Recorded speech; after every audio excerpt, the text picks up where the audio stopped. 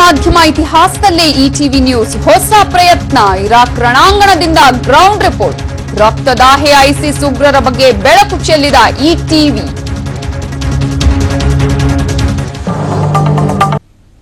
Kannada media ಇತಿಹಾಸದಲ್ಲೇ ಇದು first time. ನೆತ್ತರ ಕೋಡಿ ಹರಿದ ನಾಡಿನಲ್ಲಿ ಇಟಿವಿ ರಿಪೋರ್ಟರ್. ರಕ್ತದಾಹಿ ಉಗ್ರರ ಕೋಟೆಯಿಂದ ಲೈವ್ ಕವರೇಜ್.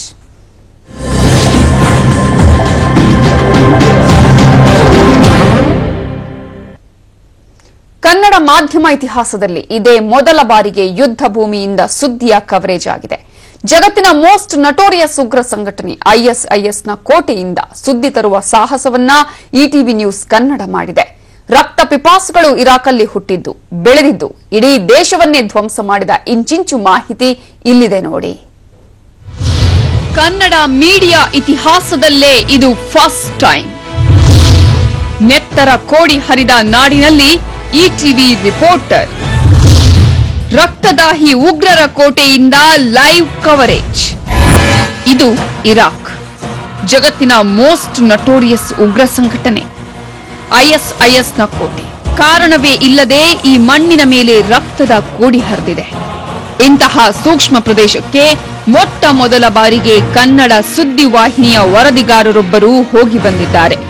ಅವರೇ ಇಟಿವಿ ನ್ಯೂಸ್ನ ಹಿರಿಯ ವರದಿಗಾರ ರೌಫ್ ಅಹಮದ್ ಹಳ್ಳೂರು.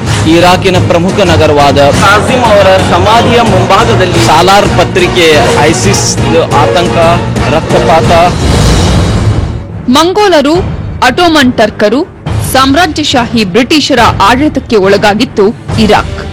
1933ರಲ್ಲಿ ಸ್ವಾತಂತ್ರ್ಯ ಸಿಕ್ಕರೂ ಹೆಚ್ಚು ವರ್ಷ ಅದನ್ನ ಅನುಭವಿಸೋ ಸುಖ ಸಿಗ್ಲಿಲ್ಲ ಈ ಜನಕ್ಕೆ. 2003ರಲ್ಲಿ ಇರಾಕ್ನ ಅಧ್ಯಕ್ಷ ಸದ್ದಾಂ ಹುಸೇನ್ನ ಹತ್ಯೆ ಆಗ್ತಿದ್ದಂಗೆ ಅಮೆರಿಕ ಆಧಿಪತ್ಯ ಚಲಾಯಿಸೋಕೆ ಶುರು ಮಾಡಿತು. ಆ ನಂತರ ಮತ್ತೊಂದು ಬಗೆಯ ಸಂಘರ್ಷ ಶುರುವಾಯಿತು. ಆಗ ಹುಟ್ಟಿದ್ದೇ ಐಎಸ್ಐಎಸ್.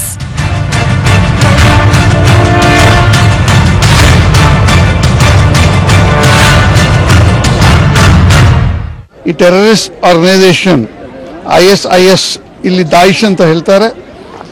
ಅವ್ರಿಗೆ ಒಗ್ಗಟ್ಟವಾಗಿ ಶಿಯಾ, ಸುನ್ನಿ ಮತ್ತು ಕ್ರಿಶ್ಚಿಯನ್ ಸೇರಿ ಬಹಳ ಜೋರಾಗಿ ಅವ್ರಿಗೆ ಇಲ್ಲಿ ಪಾಠ ಕಲಿಸ್ತಾ ಇದ್ದಾರೆ. ನಮಗೆ ಇನ್ಫಾರ್ಮೇಷನ್ ಬಂದಿದೆ, ಇಲ್ಲಿ ಕೆಲವು ತಿಂಗಳಿನಲ್ಲಿ ಇರಾಕಿಂದ ಅವ್ರಿಗೆ ಟೋಟಲಿ ವೈಪ್ ಆಫ್ ಮಾಡಿ ಇನ್ನೂ ಅವರು ಯಾವ ದೇಶದಲ್ಲಿ ಈ ತರ ಮಾಡಬಾರ್ದು ಅಂತ ಅವರು ಶಪಥ ತಗೊಂಡಿದ್ದಾರೆ. ಶಿಯಾ, ಸುನ್ನಿ, ಕುರ್ದ್ ಮತ್ತು ಕ್ರೈಸ್ತರೇ ಇರಾಕ್ನ ವಾಸಿಗಳು. ಐಎಸ್ಐಎಸ್ ಹುಟ್ಟೋಕು ಮುಂಚೆ ಸಣ್ಣ ಪುಟ್ಟ ಸಂಘರ್ಷ ಬಿಟ್ರೆ ಸಹಬಾಳ್ವೆ ಇತ್ತು. ಸುನ್ನಿಗಳ ಪರ ನಿಂತ ಐಎಸ್ಐಎಸ್ ಶಿಯಾಗಳು, ಕುರ್ದ್ ಮತ್ತು ಕ್ರೈಸ್ತರ ಮೇಲೆ ದಾಳಿ, ಹತ್ಯೆ ನಡೆಸಿತು. ಇದರಿಂದ ಪಂಗಡಗಳ ಮಧ್ಯೆ ಕಂದಕ ಸೃಷ್ಟಿಯಾಗಿದೆ. They come for help for Sunni brothers, that they are under attack and they should have their own government and own control for their areas. But in the time being, people knew that they are started torturing and killing Sunnis and all. So now all people now understand the situation very well. ಈಗ ಇವರ ಮನಸ್ಸು ಬೆಸೆಯುವ ಪ್ರಯತ್ನ ಆರಂಭವಾಗಿದೆ. ಇದರ ಸಂಪೂರ್ಣ ಮಾಹಿತಿಯನ್ನು ETV news ನಿಮ್ಮ ಮುಂದಿಡಲಿದೆ. ಇರಾಕ್ನಲ್ಲಿ ಒಂದು ಐಸಿಸ್ ಆತಂಕ, ರಕ್ತಪಾತ, ಬಡದಾಟ ಏನು ಜೋರಾಗಿತ್ತು, ಈಗ ಅದು ತೀರಾ ಕಡಿಮೆ ಆಗಿದೆ. ಮತ್ತು ಇಲ್ಲಿನ ನಿರೀಕ್ಷೆ ಏನಂದ್ರೆ ಸ್ವಲ್ಪ ಸಮಯದಲ್ಲಿ ಬರುವ ದಿನಗಳಲ್ಲಿ ಐಸಿಸ್ ಅನ್ನು ಪೂರ್ತಿಯಾಗಿ ಸಂಪೂರ್ಣವಾಗಿ ಇಲ್ಲಿಂದ ಕಿತ್ತ ಹಾಕಲಾಗುವುದು ಎಂಬ ಇಲ್ಲಿನ ಭರವಸೆ, ಇಲ್ಲೇ ಒಂದು ಭರವಸೆ ವ್ಯಕ್ತವಾಗ್ತಾ ಇದೆ.